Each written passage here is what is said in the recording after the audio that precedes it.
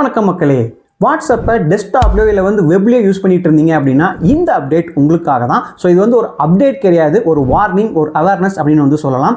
நீங்கள் உங்களோட வாட்ஸ்அப்பை டெஸ்க்டாப்லையோ இல்லை வெப் மோட்லையோ யூஸ் பண்ணிட்டு இருந்தீங்க அப்படின்னா உங்களுக்கு ஏதாவது ஒரு மெசேஜில் ஏதோ ஒரு அட்டாச்மெண்ட், ஒரு ஜிப் ஃபைலாகவோ இல்லை பார்த்தீங்கன்னா ஒரு இன்வாய்ஸோ பேங்க் ஸ்டேட்மெண்ட்டோ ஒரு பிடிஎஃப் ஃபைலோ வந்தது அப்படின்னா அதை ஓப்பன் பண்ண வேண்டாம் அப்படின்னு சொல்லிட்டு சென்ட்ரல் கவர்மெண்ட்லேருந்து வார்னிங் பண்ணிட்டு இருக்காங்க.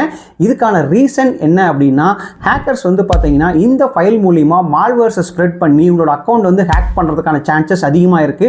ஸோ ஹேக் பண்ணிவிட்டு உங்களோட டேட்டா எல்லாத்தையும் பார்த்தீங்கன்னா திருடுறதுக்கான சான்சஸ் இருக்குது அப்படிங்கிறது போல் அவேர்னஸ் கிரியேட் பண்ணிட்டு இருக்காங்க.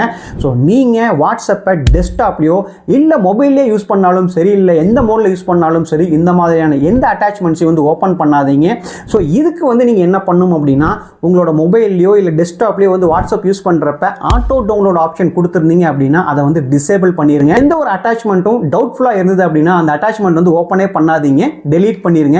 எந்த ஒரு அன்னோன் சோர்ஸ்லேருந்து உங்களுக்கு மெசேஜ் வந்தாலும் அந்த மெசேஜ் இக்னோர் பண்ணிட்டு டெலீட் பண்ணிருங்க. ஸோ வாட்ஸ்அப்பை சேஃபாக யூஸ் பண்ணுங்க.